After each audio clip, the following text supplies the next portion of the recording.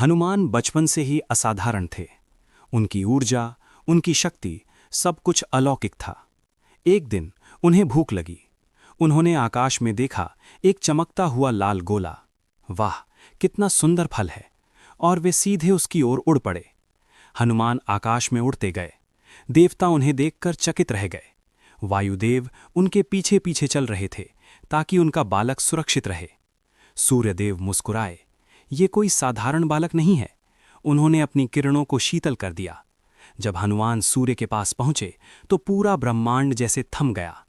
देवताओं ने समझ लिया, ये बालक भविष्य में अधर्म का अंत करने में सबसे बड़ा सहायक बनेगा। यही वो शक्ति है जो राम के कार्य को पूर्ण करेगी। यही है हनुमान अवतार की वो दिव्य कथा, जहां स्वयं महादेव राम के सेवक बनकर आए। अगर इस कथा ने आपके हृदय को छू लिया हो तो जय श्री राम अवश्य लिखें और ऐसी ही दिव्य कथाओं के लिए हमारे साथ जुड़े रहें।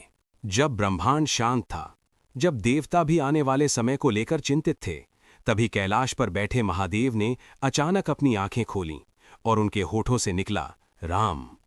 उस एक नाम से सृष्टि के कण कण में कंपन होने लगा।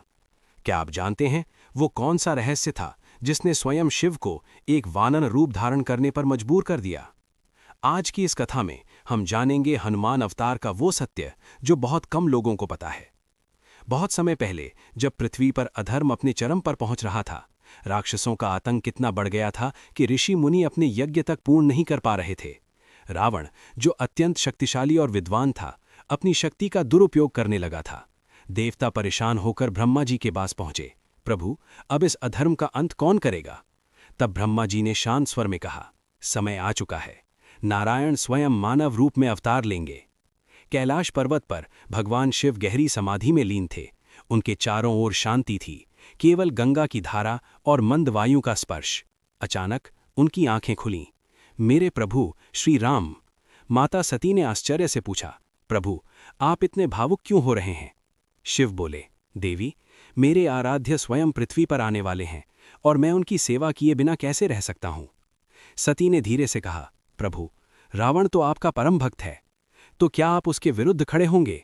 शिव मुस्कुराए, भक्ति केवल शक्ति पाने का साधन नहीं है, धर्म का पालन करना ही सच्ची भक्ति है। रावण ने शक्ति तो पाई परंतु धर्म खो दिया। पृथ्वी पर एक वन में अंजना नाम की एक स्त्री कठोर तपस्या कर रही थी। उसका मन केवल एक ही इच्छा से भरा था, हे देव, मुझे एक ऐसा पुत्र दें जो महान हो, तेजस्वी हो। वर्षों की तपस्या के बाद आकाश से एक दिव्य प्रकाश उतरा। वायुदेव प्रकट हुए, तुम्हारी तपस्या सफल हुई, तुम्हें एक दिव्य पुत्र प्राप्त होगा। चैत्र मास की शुभ सुबह पूरा वातावरण सुगंधित हो गया। आकाश में देवताओं ने पुष्प वर्षा की और उसी क्षण एक अद्भुत बालक ने जन्म लिया। वो कोई साधारण बालक नहीं था, वो स्वयं शिव का अंश था। उस बालक का नाम रखा गया हनुमान।